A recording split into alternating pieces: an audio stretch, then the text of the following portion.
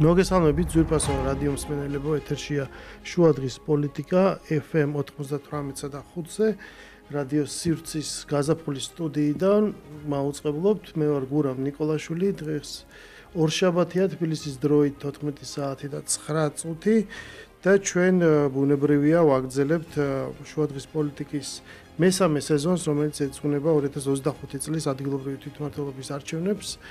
ფოკუსი გვაქვს ცხადია ყველას თბილისზე, თბილისის მერის არჩევნებზე და ბუნებრივია გარდა იმ საკუთარი მნიშვნელობისა, რაც ადგილობრივი თვითმმართველობის არჩევნებს გააჩნია მოსახლეობისთვის და ხელისუფლების აი ამ დონეზე კარგი მმართველობისთვის, ბუნებრივია ამ არჩევნებს აქვს პოლიტიკური მდგენელიც. დღეს ჩვენი სტუმარია ლევან ჯაფარიძე, ქართული ოცნების წევრი, საკრებულოს წევრი, ყოფილი გამგებელი. და მასთან ერთად ვილაპარაკებთ როგორც განვლილ პერიოდზე, ძირითადად იმ პერიოდზე, რაც თბილისის მერი გახდა კალაძე, ასევე მომავალ 4 წელიწადზე, თუ რა ტენდენციებია როგორც ქალაქის განვითარებაში, ასევე იმ დიდ და მცირე პროექტების მიმართულებით, რომელიც კეთდება და რაც თვისობრივად სulis შეიძლება ითქვას თბილისის ცხოვრებას, რომელიც ძალიან იზრდება ამასობაში, ზომაში და უკვე პრაქტიკულად ჩვენი ქვეყნის ეკონომიკის ნახევარსუდრის და მოსახლეობის მესამეც, ხო? ამავე დროს საინტერესოა ის პოლიტიკური მდგენელიც და განზომილებაც, რომელიც ამარჩევნებს ახლავს და მთლიანად ქვეყანაში შექმნილ ვითარებას. მოკლედ ძალიან საინტერესო იქნება ამ თემებზე ლაპარაკი, ვინაიდან დღეს ორშაბათია, კვირას არის უკვე არჩევნები დანიშნული და ეს ამარჩევნების ჩატარება, რომლის შედეგიც რთული გამოსაცნობი არ არის.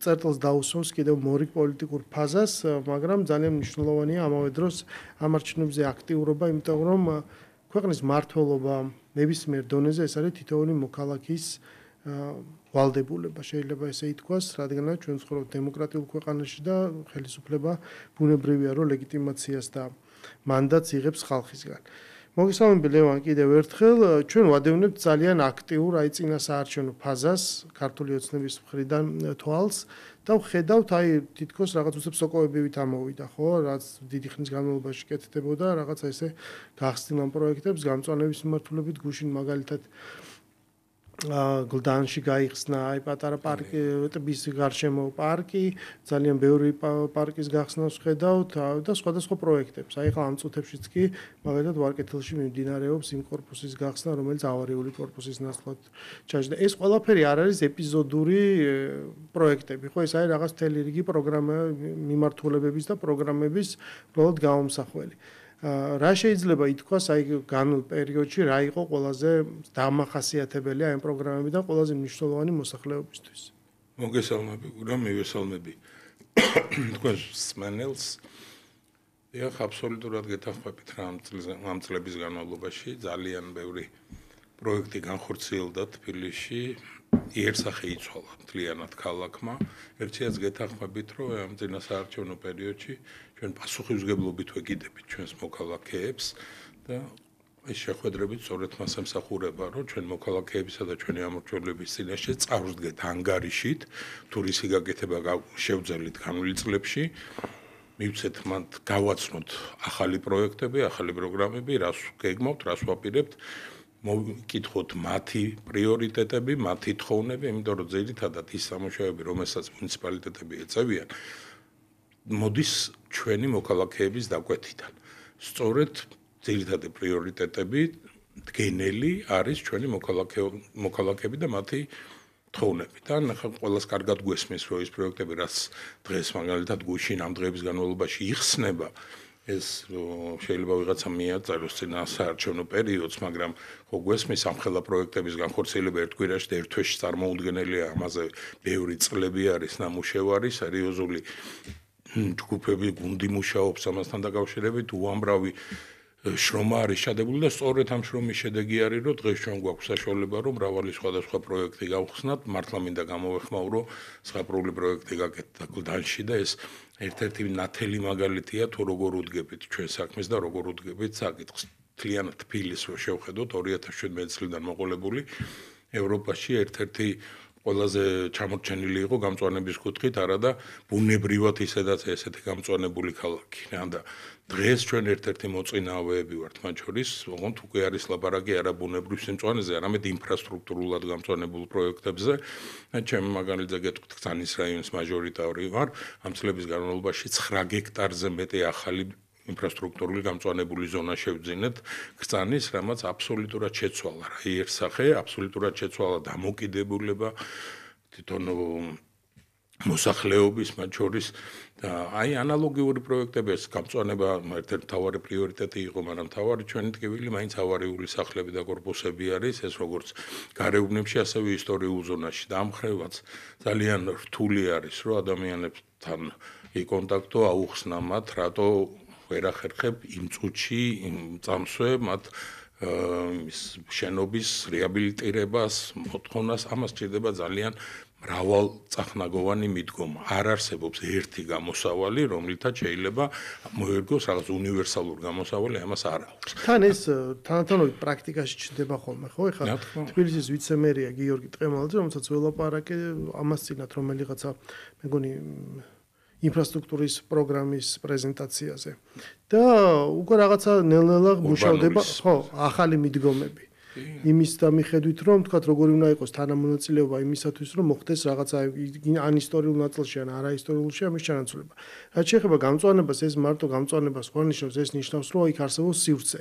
კრძანისის რაიონშიც, აი კრძანის ქუჩა სხვა მიმდებარე ტერიტორიებზე ინტენსიურად მიმდინარეობს ხო ახალი დასახლების აშენება, რომელიც კომპლექსურია, ის თვითონაც თავის წვანის სივრცეს თავაზობს, მაგრამ იცვლება უბნის დინამიკა და ეს საჭიროებს ამ სივრცეებს, რომ ეს პარიტეტი რეალურად იყოს, ხო, სიმჭიდროვე ერთ-ერთი მახასიათებელია ქალაქის და ეს ყველაფერი განაპირობებს აი ამ მიმართულებებზე, აი რაც არის ყველაზე მნიშვნელოვანი პროგრამულ ზრუნვას და რაც თავარია მიბმულია ბიუჯეტზე. ანუ თანდათანობით მე მაქვს რჩება შტაბ-ჭრილება, რომ ხდება მოსახლეობა, რომ ანუ ჯადოქარი არავინ არ არის, ხო, რაღაცა სწავლს ვერ გააკეთებ. იმისათვის რომ შენ რაღაცა გააკეთო, უნდა გქონდეს ბიუჯეტი.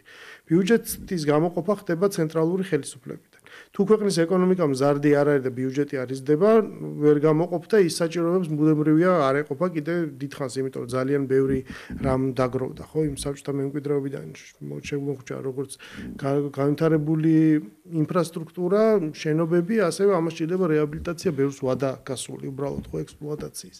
მოკლედ, ბევრი ეს კომპლექსური გამოწვევა და ეს კარგია რო არის ასახული ამ პროგრამებში. ანუ სამომავლოდ როგორ ფიქრობ, ანუ რა მიმართულება შეიძლება იყოს ყველაზე პრიორიტეტული, აი შენი დაკვირვებიდან რა მოითხოვს მეტ მზრუნველობას და ეს თქვა ხარდაჭერას. ანუ კრიტიკული დარგი რომელია? ახლა ძალიან სერიოზული პრობლემების წინაშე აღმოჩნდით 2017 წელს. ჯერეგეც უამრავი რაღაც აბსოლუტურად იყო მიუხედავი, გაუკეთებელი და თუ რაიმე იყო გაკეთებული, ძალიან დიდწილად ეს იყო ფასადური გაკეთება რა.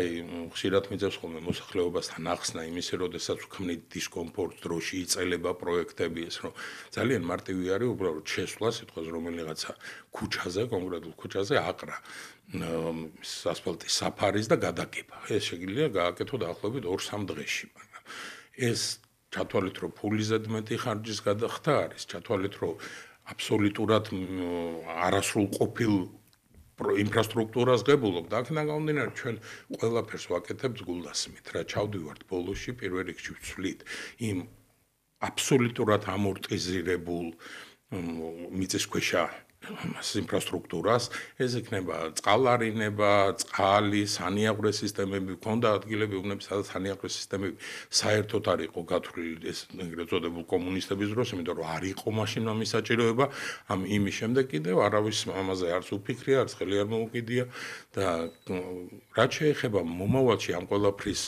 უფრო რომელი შეიძლება იყოს ნიშანდობლივი, რა თქმა უნდა რაღაცას შეიძლება დაეწიო, შეიძლება რაღაცა ამოწურო, მაგრამ გამორიცხულია რომ ქალაქში შენ მიაღწიო იმას, რომ პრობლემა მოსპო, იმიტომ რომ ყველაფერი არის ცვეთადი. ეხლა რომ ავარიულ სახლებს ეწევით და რაღაცა რეაბილიტირებას ვაკეთებთ, ხო?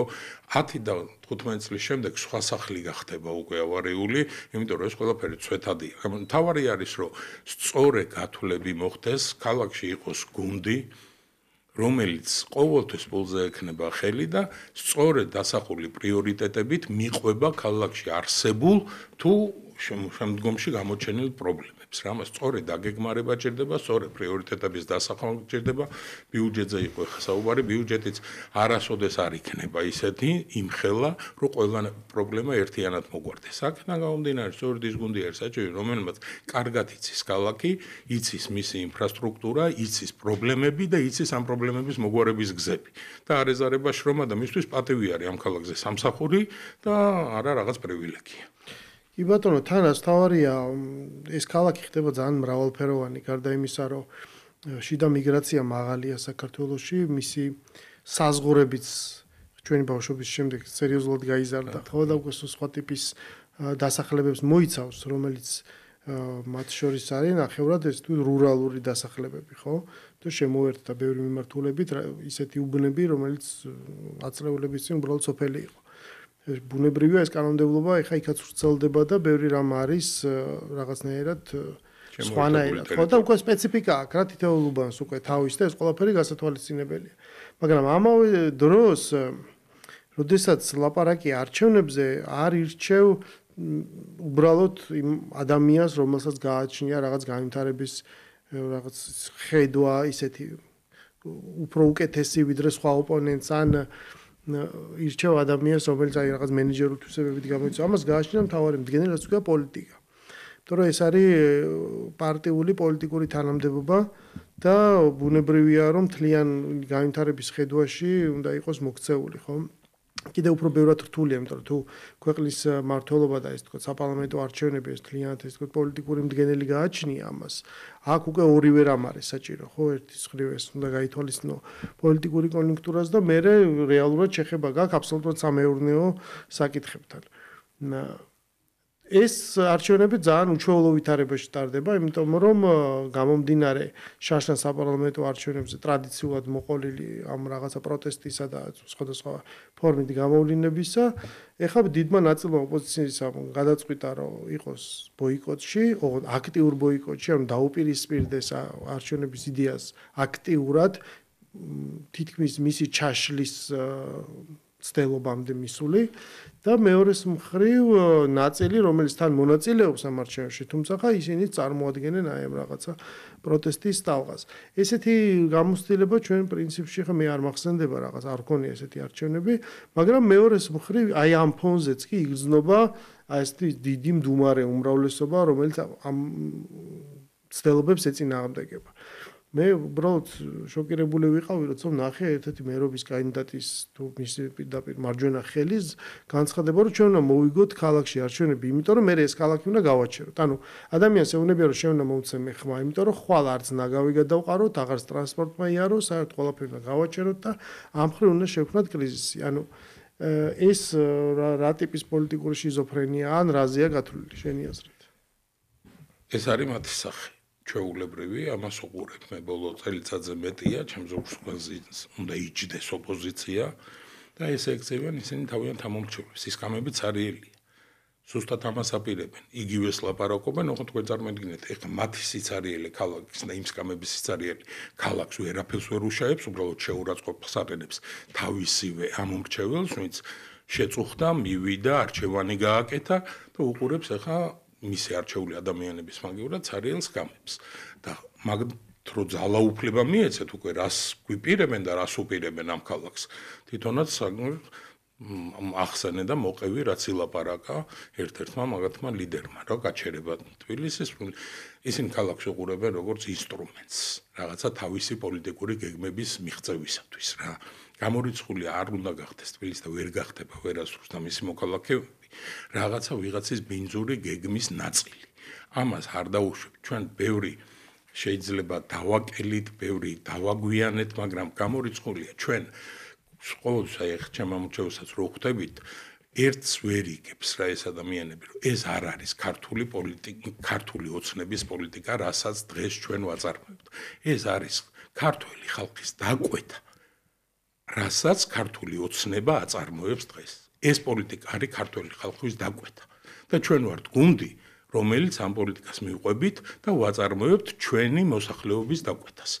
ისინი ფიქრობენ აბსოლუტურად სხვაგვარად. ისინი დაკვეთას იღებენ არა ქართული ხალხისგან, არამედ აბსოლუტურად სხვა ადგილებიდან და ისინი არიან სხვისი დაკვეთის შემსრულებლები. აი ეს განსხვავება არის ჩვენსა და მათ შორის. ჩვენ ვართ ჩვენი მოსახლეობის დამკვეთის აღსრულებელი ძალა, ისინი არიან ქვეყნის გარედან მიღებული დაკვეთების აღსრულებელი ძალა.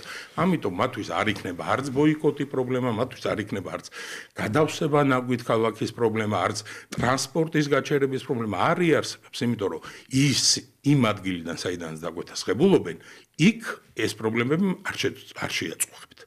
სწორედ აი ამ ორ შორის არის არჩევანი, ეს არჩევანი გააკეთა შარშ ქართულმა ხალხმა, როდესაც მარტო ჩვენ საუბრობთ იმაზე, რაზეც დღეს ნახევარი მსოფლიო ლაპარაკობს, ხო?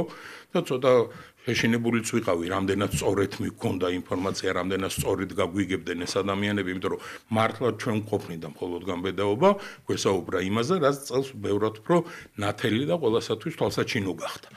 აქედან გამომდინარე მართალი რო გითხრათ, აბსოლუტურად არ უნერვიულობ იმაზე, რომ ჩვენი სანერვიულო არის პირველ რიგში რა გადაწყვეტილებას მიიღებს ქართული ხალხი და ჩვენი ამომრჩეველი. და დანარჩენი ყველაფერი არის ბელეტრისტიკა. ვერც ვერაფერს აურებენ, ვერც ვერაფერს გააჩერებენ და ვერც ვერაფერს დააშავენ. იცი რა არის, აი ყველა წინასაარჩევნო პერიოდში არის ხოლმე ესეთი წინა კამპანიას გაზდევს ხოლმე ეს ხაზად მხილება, ხო? ოპონენტზე იძახი რომ არ ეს ნამდვილად ესე კი არ რასაც გპირდებათ ეს ტყუილი, აი მაგალითად როგორც იყო ხოლმე 1000 ლარიანი პენსია. ანუ მას აქვს ოპონენტს პროაქტიული კამპანია იძახის რომ როგორც კი მომავალ პენსია გახდება 1000 ლარი. ეუნები როგორ, ნუ ამაზე ვერ გიხსნის, ან რაღაცა ისე ბუნდოვნად რომ კრიტიკას ვერ უძლებს, ხო? ისეთი გათვლებით. და მე ამას ამხელ რომ ეს არასწორი. ამ არჩევნებზე ანუ ესეც არ არის საჭირო, იმიტომ რომ ეს ოპონენტები თვითონ გამოდიან და ღიად ამბობენ, ანუ მაგიტო შევედით რაღაც აბსოლუტურად სიმართლის მიღმა განზომილებაში, თვითონ ღიად ამბობენ, რას იზამენ. ანუ პრაქტიკულად თუ ვიღაცა ერთი ან ორი ადამიანი მათ ხმას მისცემს, ისინი პრაქტიკულად ხელს აწერენ ამაზე, ხო? ესენი სპეციფიური ტიპის ამორჩეველია, რომ ისინი ამბობენ, რომ ჩვენ ქალაქს გავაჩერებთ, აქ არაფერი აღარ ივლის, ნაგავს არ გავიტანთ, მოკლედ სულს ამოგხდით აი ამ პირობებში იმისათვის, რომ შევქმნათ კრიზისი.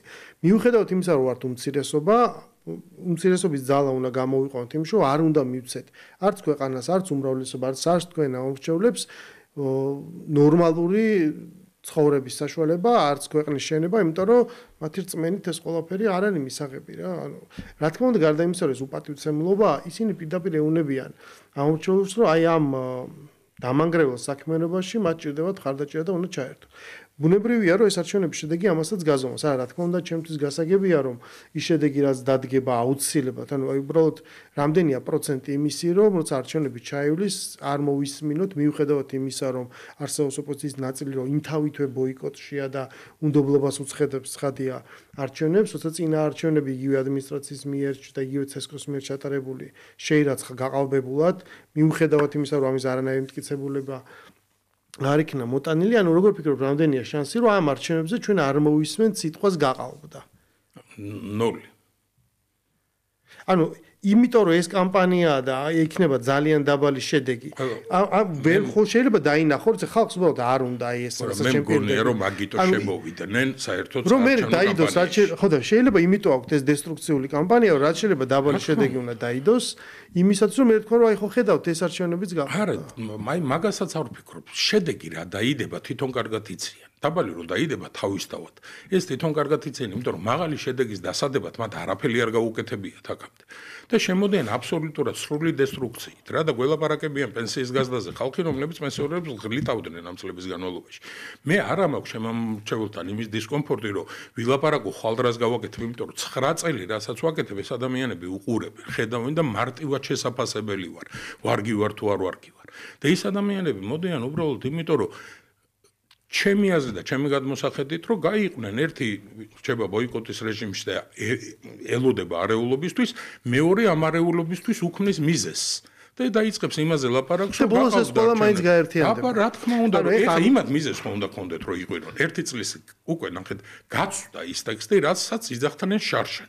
აღარავის აღარ ჯერა შარშანდელი გაყალბების აღარავის აღარ ჯერა რომ ჩვენ ლეგიტიმურები არა ვართ უკვე შეხვედრებიც არის ვერ მართავ აი ერთ-ერთი ეხა ამას უნდა თავიდან გაცხელება ლაპარაკობდა იმაზე რა ქვია შარშან დეკემბერში რაღაც არჩევნო ფაზებზე ხო ჯერ თავარია რომ შეუქმნათ დელეგიტიმაცია მერე უნდა რაღაცა კრიზისი და გავაჩეროთ ქვეყანა შემდეგ უნდა იყოს რაღაცა სანქციების ფაზა ბოლოს გამოვიდა სადაც ივნისში და თქვა რომ ნუ კაი ეს ფაზები გავერთ მაგრამ ჩავარდა ანუ შედეგს ვერ მივახცეთ იმიტომ რომ ქართულ ოცნება ამას თავი გაართო ანუ მე გეთანხმები აბსოლუტურად რომ ეხლა 4 ოქტომბერს უნდა მოხდეს გადატვირთვა ამ პროტესტის გაზე უნდა ილაპარაკონ აი გამოვიდნენ 4 ოქტომბერს და რა აქვს საბაბი იმისი რომ თავიდან რაღაცა გააცხელონ და აწინ აქედან ერთ-ერთი ნავთი იქნება ის რომ აი ხელახლა გაყავდა ეს მე აიღიდება ერთმანეთში და აზვავდება ანუ აი მაგალითად კახაკალაძე მოიგო ნახეთ პირველივე ტურში მათი ანუ ეხა ჩვენ რა ვქლაპარაკობთ იქ უკვე მათი ტვინების ზიან და უკვე წერენ იმ მესიჯებს მე ამ რასაც დაიკეტება უბნები როგორ შეუერთდებიან ალბათ პაატა ბუცულაძის ზუსტად მაგისთვის ემზადებიან დარწმუნებული ვარ და საერთოდ არ აინტერესებს საარჩევნო პროცესი კი რომ მე ანუ თავარი ისიც არ არის ხოთა შორის მათ ხალხი უჭერს თუ არა მხარს თავარი არის რომ ქონდეთ დრამატურგია და ისინი იტყვიან რომ ჩვენ ვართ ბევრი და მართალი და ოღონდ აი გაუგებარია კაი ეს ყველაფერი მოვისმენთ ამის წარმოქმნა რთული არ არის რას დაწერენ და რას იტყვიან და რა ლოზუნგებს გავიგონებთ ანუ შემდეგ რა ხდება ანუ აი 5 ოქტომბრიდან რა ხდება ანუ აი ну ის სიურეალიზმი რასაც პაატა ბურჭულაძე ხაზავს უბრალოდ გაუგებარია აი ჩვენ შევიკრიბებით და მორჩა ჩვენ ვართ ქვეყანა მაგრამ ანუ ყველაფერს ხო უნდა კონდეს შერეკილებშიც კი ესე თავდება დრამატურგია არა ბოლოს უნდა გაფრინდე ანუ ვერ გაფრინდე რა უნდა მოხდეს 5 ოქტომბრიდან დარწმუნებული ვარ რომ აბსოლუტურად ცდილობა რა თქმა უნდა იქნება და ამისთვის იქნება ხდება ეს ყველაფერი რაც ხდება მაგრამ დარწმუნებული ვარ რომ ბოლოს იქნება ნუ ვერ შევძელით რა აი ეს შეუტრიალდებიან თავის პატრონებს და გავაკეთეთ ყველაფერი მაგრამ ვერ შევძელით აი ეს იქნება ამ ყველაფრის დასასრული რა და გაცნობიერება იმისე რომ თავარი ამისათვის რა არის აი ყოველთვის მაგას აი ამ წინასაარჩევნო პერიოდშიაც როცა ხვდები ჩემს მოსახლეობას ჩემ მეგობრებს მეზობლებს მარტო ერთზე ველაპარაკები რომ ჩვენთვის ყველაზე მთავარი აი ჩემთვის პირადად და ქართული ოცნების გუნდისთვის რა ყველაზე მთავარი არის რომ ჩვენ მივიღოთ ის ლეგიტიმაცია რა ჩვენ გვჭირდება იმისათვის რომ წელში ვიყოთ გასწორებულები რომ ჩვენ ვიცოდეთ რომ ჩვენი მოსახლეობა მხარს გვიჭერს მხოლოდ აი ამიტომ არის თორე ანგარიში ყველა მიცით რა ანგარიში დამთავრდება ეს მაგრამ ჩვენთვის ყველაზე მთავარი არის ის რომ ჩვენი მოსახლეობა მოვიდეს და კიდევ ერთხელ გითხრას რომ ჩვენ სწორ გზას ვადგავართ რომ ის პოლიტიკა რომელიც მათ დაგვიკვეთეს ჩვენ ხელში დაცულია და სწორედ მივყვებით ამ გზას თავარი ეს ლეგიტიმაცია არის ჩვენთვის რომ ნახოთ რომ იმ მოსახლეობის უმრავლესობა არის ჩვენ მხარეს და ჩვენ თუ ეს გვექნა ჩვენ ეს ისე გაგვაძლიერებს და წელში გაგვასწორებს რომ ვერავინ ვერაფერს ვერ დაგვიშავებს წარმოიდგინეთ შარშანდელი აქციები შარშანდელი მათი ძალა შარშანდელი მსოფლიოში არსებული ვითარება რადიკალურად განსხვავდება ხო ლევანდელისგან თან შარშანdelis მერე ჩვენც ხო რაღაცები ნახეთ უკვე ის რისკები ისი დაზღვევაც წინასწარ შეიძლება რა არა ვარევინებთ არ დავთმობთ გამორიცხულია იმიტომ რომ ჩვენ ზურგს უკან ჩვენი ოჯახები და ქართველი ხალხი დგას და მათ ზურგს უკან არის საზღვარი რომელთანაც შეიძლება გაიქცნენ ჩვენ დასახევი არ გვაქვს ჩვენ გასაქცევი არ გვაქვს ხო სწორედ ამიტომ მნიშვნელოვანია რომ ყველა მოქალაქეს უნდა ესმოდეს რომ არჩევნებში მონაწილეობა არის მნიშვნელოვანი და მხარდაჭერა ძალის რომელიც ეს არ არის უბრალოდ აი მაღაზიაში შედიხარ და რომელი ვაშლი უკეთესია რომ არჩევ ხო ანუ უბრალოდ აქ ლაპარაკი არის რაღაცა აი ვიზა ლიბერალიზაციაზე და იმაზე რომ ელემენტარულად ქვეყანაში შენარჩუნდეს ის რასაც ქვია მშენებლობა და წინსვლა და ელემენტარული სტაბილურობა, ანუ აქ სხვა რაღაცაზე დგას უკვე, ხო ხვდებით, რომ ნორმალურ პირობებში არჩევნები სხვანაირად უნდა ტარდებოდეს და სულ სხვა ტიპის უნდა იყოს კამპანია, მაგრამ არსებობს ძალა, რომელიცაც არის ან ყველაფერი, ან არაფერი და ან უნდა მოიგოს და მე ის ნანახი გვაქვს თან უკვე ეს სერია მე რა ხდება და როცა ესეთი რევოლუციური ძალები იგებენ, ან სხვანაირად უნდა მოხდეს და ამიტომ ბუნებრივია რომ ეს ამ არჩევნებზე მოსვლა არის ძალიან მნიშვნელოვანი. და ერთსაც გეტყვით რა რატო არის მნიშვნელოვანი? იმასაც ხო გააჩნია რომ ბენზინს რამდენს ჩაუსხამენ. თავიანთი პატრონები. და სწორედ ერთ-ერთი დამდგენი იქნება არჩევნები. რომ ნახონ რამდენ აი როგორც ვიზა ლიბერალიზაციის თემა შემოვაგდეს. ხო კარგად ვიცით რომ შეჩერებას პროცედურულად დაახლოებით 6 თვემდე ჭირდება, ხო? 3 თვის წინ დაგვიწყეს მაგაზე ლაპარაკი. დაეწყოთ პროცედურა. არა, შემოგვიყვეს სავაჭროდ, იმიტომ რომ ენახათ პულზე ხელი დაედოთ, რა რეაქციას გამოიწვევდა ეს ქართულ საზოგადოებაში. ვერ მიხვდნენ, რომ ბრჭყვიალებში ჩვენი ტრადიციები არ იცვლება. გამორიცხული არის სისტემა რა. ეხა გააჩერეს მაღაზია საუბარი და გადავიდნენ ეხა ელოდებიან 4 ოქტომბერს. ეხა ნახავენ 4 ოქტომბერს რა მდგომარეობა იქნება, რა ვითარება და იმის და მიხედვით იქნება, ბევრი რაღაცა იქნება მაგაზიის დამოკიდებული, რამდენად იქნება ეს ყველაფერი დაფინანსებული. რამდენად იქნება ამაზურ. ხო, ამოწევს ეგეც უნდა ესმოდეს, რომ აი ამ თავისი გამოცხადებით და უბრალოდ მონაწილეობით, ხო, ის პრაქტიკულად აზღვევს ამ სცენარსაც, რომ გარე ძალები, რომელსაც ცდილობენ საქართველოს თავის დიდ გეოპოლიტიკურ თამაში რაღაც როლი ითამაშოს, უყურებენ და ზომავენ, მარტო კლევა არ კმარა რა, თავარი კლევა არის არჩევნები და ბუნებრივია, რომ ანუ ამითით ინფორმირებული არჩევნები ნიშნავს ამას, რომელიც აცნობიერებს, რომ მის ერთხმას რა მნიშვნელობა აქვს მთლიანობაში საერთოდ რა მიმართულებით წავა ქვეყანა. ანუ ჩვენ არ უნდა გავიდეთ კონსტიტუციური ჩარჩოდან და უნდა დაიქცეს ეს ქვეყანა, რომელიც ძალიან ჭირდება მთელ რიგ ადამიანებს, რომ ესე მოხდეს, ან უბრალოდ უნდა შევინარჩუნოთ ხო ის დამოუკიდებლობა, რაც გაგვაჩნია. ერთ მაგალითს გეტყვი, წარმოიდგინე 4 ოქტომბერს ვიგებ დამაჯერებლად, სერიოზული უპირატესობით და ესენი ცდილობენ რაღაცას, მაგრამ საბაბი აქვს ერთი, გაყავდა არჩევნები რაღაცა, რამდენ ხანს გაუძლებენ მაგ ყველაფერს, როდესაც თვითონაც იციან, რომ 100-0 აქვს წაგებული. როდესაც მათმა პატრონებმა იციან, რომ 100-0 აქვს წაგებული. აბსოლუტურად შემცირდება და წარმოიდგინე ხა მეორე ვითარება, რომ დადგა მეორე ტური. ესე იგი, შემდეგ ტურამდე 3 კვირა მინიმუმ უნდა გავიდეს. ეს 3 კვირა მათ უკვე აქვთ ბენზინი. წარმოიდგინეთ, მათ აქვს ძალა, მათ აქვს საყვირალი, მათ აქვს საფიქრალი, მათ აქვს შემდეგი რიცხვი. 4 ოქტომბერი ხო იყო, მათი რაღაცა ისეთი საკრალური რიცხვი. შემდეგი რიცხვი ელოდებათ უკვე მეორე ტურის არჩევნების დღე. იქამდე უკვე დაკავებულები არიან, რაღაცა ენერგია აქვთ, რაღაცა საშუალებები აქვთ. ამიტომ არ უნდა მივცეთ ამის საშუალება და ეს ჩვენ ამომრჩეველთან ერთად, ჩვენ ხალხთან ერთად. არავინ არ იფიქროს, რომ ამაში მხოლოდ ხელისუფლება უნდა იყოს ჩართული რა. მე ხო არ მომუნები არავის უნდა გამოვიდეს და იქ უნდა იდგეს და მიტინგი შალოს. არა, მაგრამ მათ აქვს საშუალება არჩევნებზე მოსვლით და ჩვენთვის ხართ დაჭერით ეს ჩაახშონ. თავისი წვლილი შეიტანონ იმაში, რომ ეს რაც შეიძლება ნაკლებად განვითარდეს. ეხლა ჩვენ რამდენი ხანია ვლაპარაკობთ მთლიანად თბილისზე და საერთოდ ფოკუს მიღმა დარჩა საქართველოს ათობით სხვა მუნიციპალიტეტი და დიდი ქალაქი, სადაც უბრალოდ ჩვენ საერთოდ ვერაფერს ვერ ვხედავთ. ანუ როგორ შეიძლება, რომ ანუ ერთ ქუჩაზე რაღაცა პროცესით შეცვალონ მთელ ქვეყანაში ვითარება, ხო? ჩვენ ვერ ვხედავთ რაღაცა რეგიონში იგივე მოძრაობას, ყველაფერი თუ კი აი ორკაციანი აქცია ჩატარებულა, ეს ყველაფერი არის აქედან, ხო, ცენტრიდან ნაკვები და მიღებული აი ეს პროტესტი. ანუ როგორ ანუ რანაირად შეიძლება გაყიდო აი ეს რეალობა და ეს ვითარება, რომ არსებობს შარშანდელი შედეგები, სადაც ყველგან ჩატარდა და მიმდინარეობდა ეს კამპანია და დაიწერა რაღაც შედეგები და იქნება წლევანდელი. სადაც არაფერი რეგიონებში მსგავს წინააღმდეგობა არ არსებობს. ეს ასიმეტრია როგორ უნდა მოინათლოს, ეს თქვა პოლიტიკურ ენაზე. უკვე ეს საუბრობს იმას, თუ რა გეგმები შეიძლება გქონდეთ.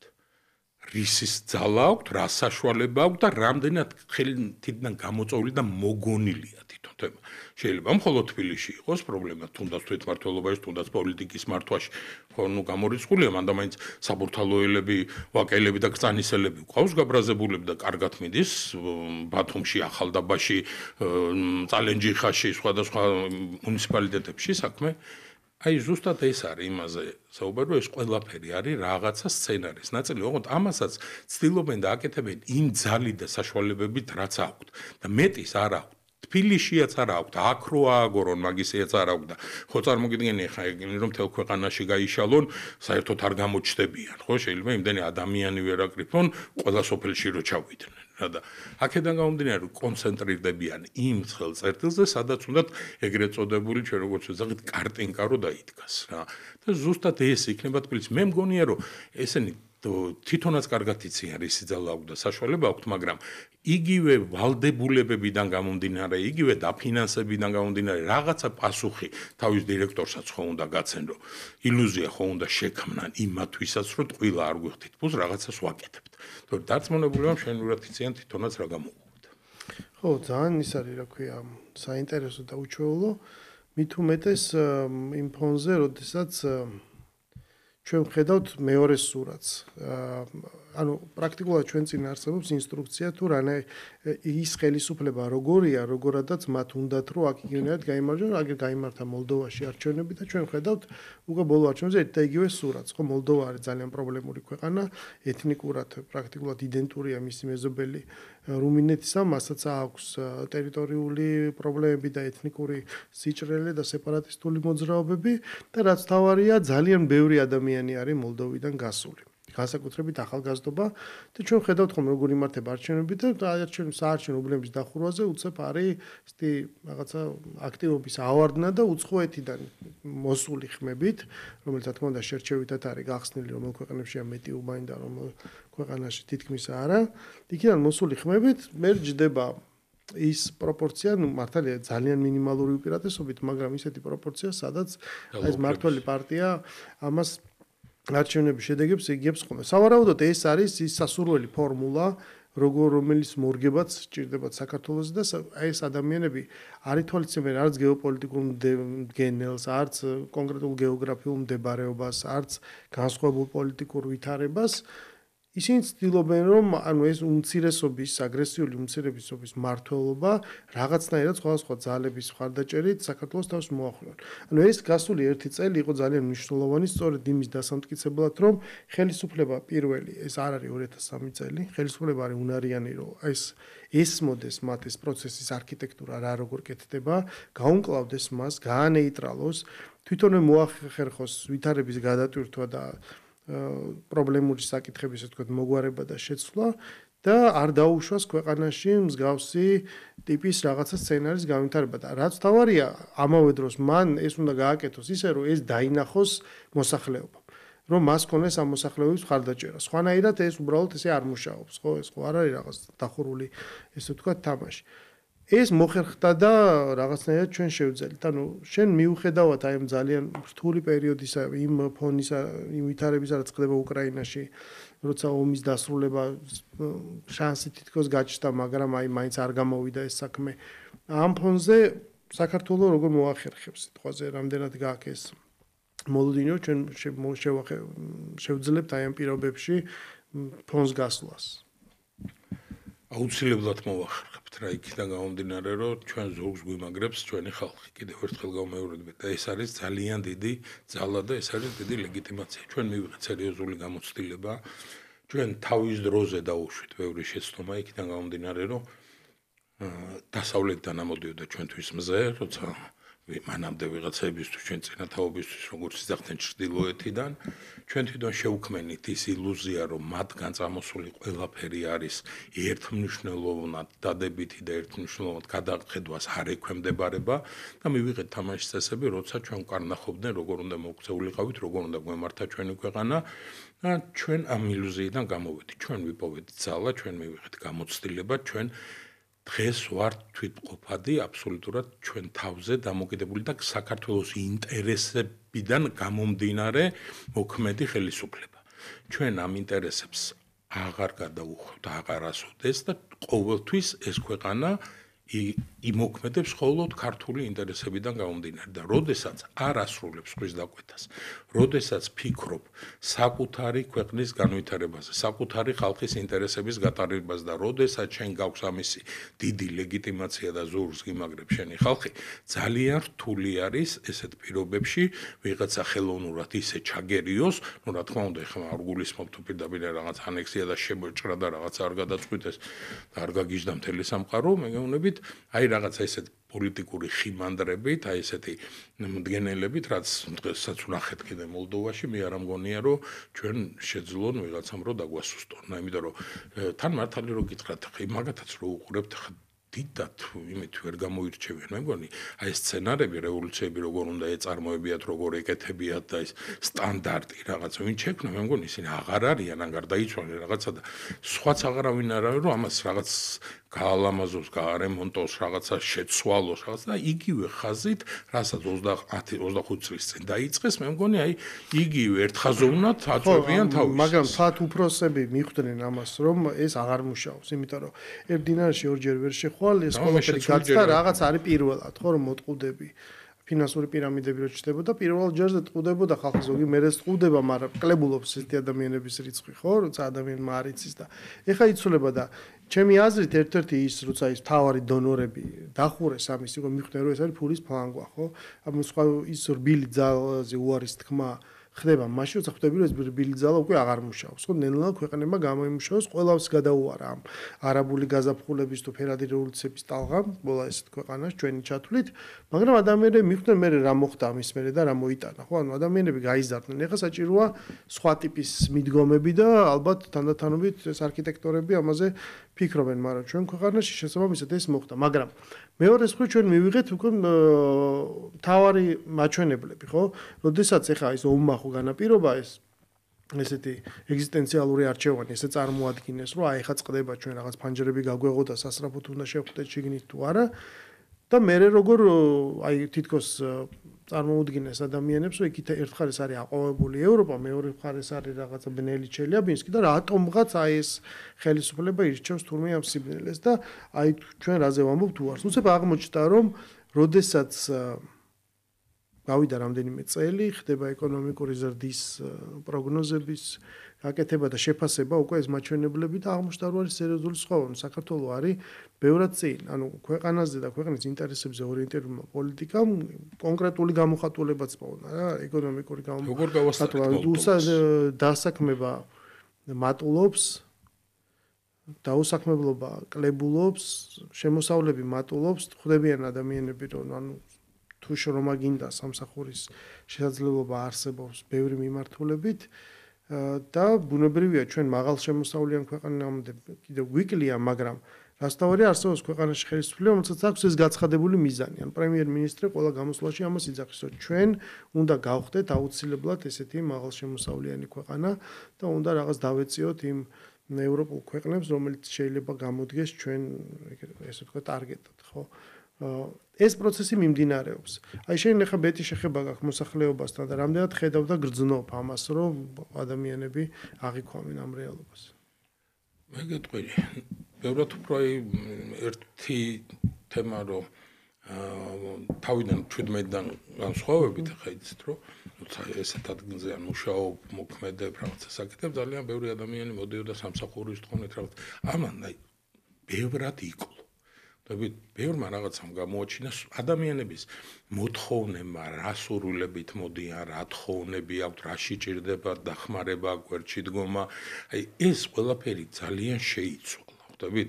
ეს იმაზე მეტყველებს, რომ ფონი შეიცვალა. ადამიანებს უკვე სხვა პრობლემების მოგვარება ჭირდებათ, როცა ჭირდებოდათ აი ელემენტარულებზე გაწუხებდნენ ადამიანები, მართლა რომ ვთქვა, აი სასიცოცხლოდ მნიშვნელოვანი თემები ჰქონდათ პრობლემად რა და ეს ფონი მართლაც შეცვლილი არის რა აბსოლუტურად. ეხლა ბევრად უფრო დაალაგებული არის თხოვნაც, ბევრად უფრო მიზნობრივი რა ესე რომ ვთქვა და აი ეს ფონი იცვლება. გარშემოც რო უყურებთ ეხლა ის ჩვენი მეზობლი მე არა მარტო მან მუშაობა, მან ცხოვრობდა, მან ვიხარშები ესე რომ ვთქვა და ის ადამიანები აბსოლუტურად ეს არ ნიშნავს იმას, რომ კეთილდღეობა დადგა ქვეყანაში და ყველაფერი უკეთესობისკენ მიდის, მაგრამ ნამდვილად საგრძნობი არის თითეული ის წინსვლა, რომელიც ჩვენი გუნდის პერიოდში ქვეყანაში დადგა. აი და რაც ვისაუბრეთ ემაზე, აი ახლა ხო გამოვლინდა, რომ 4 გავასწარით მოლდოვას ამ ბოლო წლების განმავლობაში ეკონომიკაში 4 მილიარდი იყო მე მგონი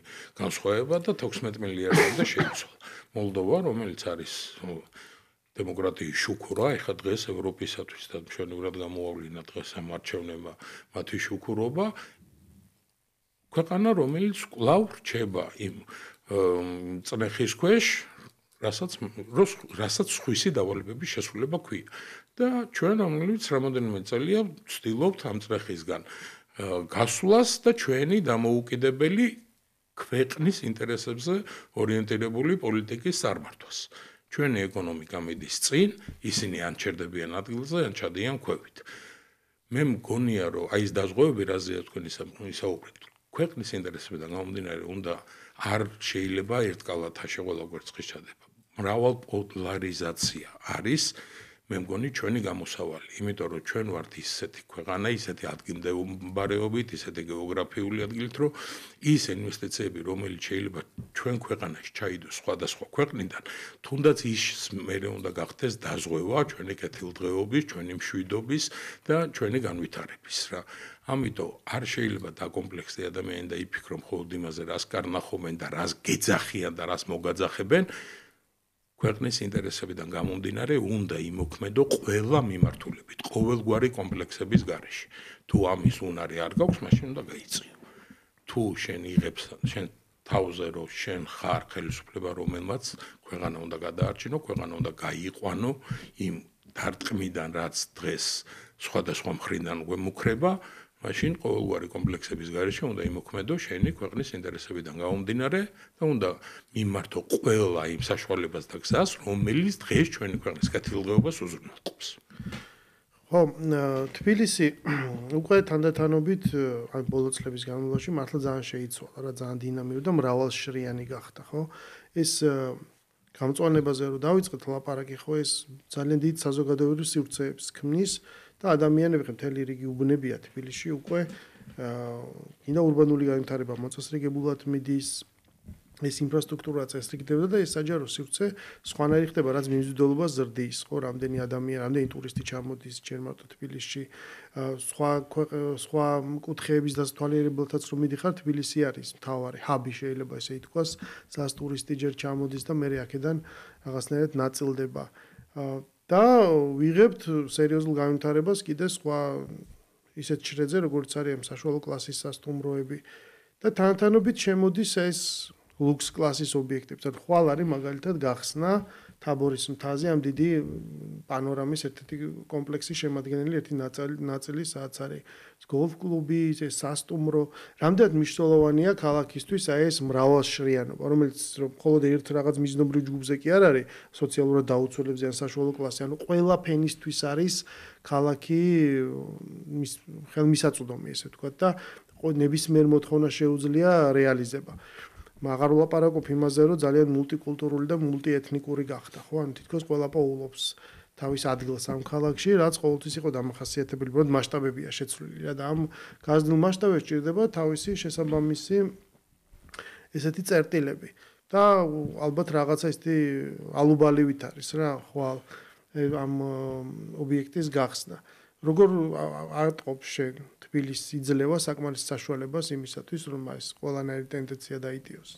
აუცილებლად დარწმუნებული ვარ, რომ ეს წინასწარ იქნებოდა შესავლილი და ისე არ ჩდება ინფრასტრუქტურა, თუ არ არის ამის მოთხოვნილება. ნადა აუცილებლად სეგმენტი უნდა იყოს გათვლილი ყველანაირი, იმიტომ რომ თბილისს აქვს იმის პოტენციალი, რომ ყველა სეგმენტის ადამიანი მიიზიდოს. და ეს ბრუნდება ისევ და ისევ ჩვენს ეკონომიკაში, ხო, როდესაც ქმნი ინფრასტრუქტურა, სადაც შეიძლება ჩამოვიდეს იმაზე უფრო შეძლებული ადამიანი და დახარჯოს იმაზე უფრო მეტი ფული, ვიდრე ეს საშუალო დონის ტურისტმა შეიძლება შეძლოს.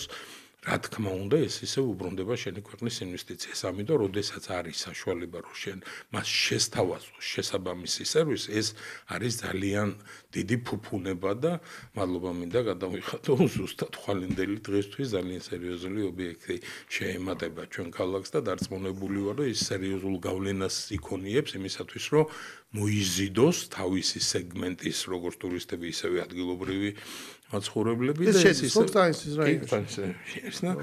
აქედან გამომდინარე, დარწმუნებული ვარ, რომ ეს კიდევ სამაგალითო იქნება სხვა ბიზნესისთვის, რომ გააჩინოს ანალოგიური სეგმენტზე მოთხოვნადი პროდუქცია შექმნას და ეს მინდა გითხრათ, რომ სხვათა შორის ამ ბოლო ხანებში მთელ საქართველოში ძალიან დაეტყო ეს ყველაფერი, ბევრი ისეთ რეგიონებში იხსნება მაღალი კლასის სასტუმროები, სამეგრელოში, აჭარაში, კახეთში, მათ შორის რა და ეს რო არ მუშაობდეს, ამაში ბიზნესი ფულს არ ჩადებდა. აუცილებლად ესე იგი ეს არის მოთხოვნადი და აი ეხლა ძალიან მაინტერესებს ზუსტად რა სეგმენტს მიიზიდავს და როგორ იმუშავებს ეს ყველაფერი. თაბორის მთაზე, იმიტომ რომ დარწმუნებული ვარ, რომ ეს იქნება კარგი მაგალითი აი ესეთი ბიზნესების გასანვითარებლად საქართველოში, იმიტომ რომ ჩვენ გვაქვს ამის პოტენციალი, რომ მივიზიდოთ მაღალი შემოსავლის ტურისტიც და მოსახლეობა. ესეთი აქტივი რო იქნება, შესაბამისად იქნება ქონება, ეს ნიშნავს როგორც მინიმუმ ქონების გადასახადს, რომელიც მიდის ადგილობრივ მუნიციპალიტეტში, ეს ნიშნავს უამრავ სამუშაო ადგილს, ბუნებრივია რომ ბუნებრივ კონკურენტუნარიან პირობებში იმყოფება ის ადამიანი, ვინც იქ ახლოს ცხოვრობს, იმიტომ რომ მისთვის ბევრად ადვილია რაღაცა კომუნიკაცია და ეს შესაძლებლობაც რაღაცნაირად ჩნდება. ბევრი რამ გააჩნია ამას და საბოლოო ჯამში ეს რაღაცა ქვეყნის წინსვლა და განვითარებაა. ის ადგილი მოკლედ და კრძანის ისტორიულად, რომელიც იყო ბევრი მნახველი და მომსწრეა, დღეს ხდება სწორედ აი ამ განვითარების რაღაც ძალიან სერიოზული მაჩვენებელი და სხვა შორის მე რამდენად ვიცი, კიდე არსებობს რაღაცა ხედვები, რისი გაკეთება შეიძლება კრძანისში რა, უბრალოდ დამუშავება ჭირდება ამას და ბევრად სხვანაირი შეიძლება გახდეს იქ პარკის გამწვანებას და ყველაფერი. ბევრი ხედვები არის, ძალიან ბევრი საშუალებები არის, ძალიან ბევრი მიზნები არის და უბრალოდ სუდია რომ არსებობენ ადამიანები, ჩვენივე მოქალაქეები, რომლებიც ამ ყველაფერში არა კონკურენციის შექმნას ცდილობენ და უკეთეს შემოთავაზებას, არა უბრალოდ ამ ყველაფრის ჩაშლას, გაფუჭებას და განადგურებას. და ეს არის ძალიან სამწუხარო, მაგრამ დარწმუნებული ვარ, მათ ეს არ გამოუვათ და ჩვენ შევძლებთ ამ ქვეყნის იმ დონეზე განვითარებას, რომ ჩვენი შვილები იქნებიან აბსოლუტურად სხვა თემებით და სხვა პრობლემებით დაკავებული. კი ბატონო, დიდი მადლობა ლევან სტუმრობისთვის, აი ამ დისკუსიისთვის, შესაბამისად ჩვენ ბოლოს მივედით ამ დასკვნამდე და შეთანხმებამდე, რომ ძალიან დიდი ეს არის ყველას პასუხისგებლობა, ქვეყნის წინსვლა და რაღაც განვითარება, შესაბამისად მთავარი ინსტრუმენტი არის პოლიტიკური სტაბილურობა, ამის მთავარი ინსტრუმენტი კი არის სწორედ არჩევნები, რომელიც შეიძლება მონაწილეობას უკვე ყველა მოქალაქე იღებს და ეს მათი ვალია. ჩვენ გემშვიდობებით ხუთშაბათამდე, ნახვამდის.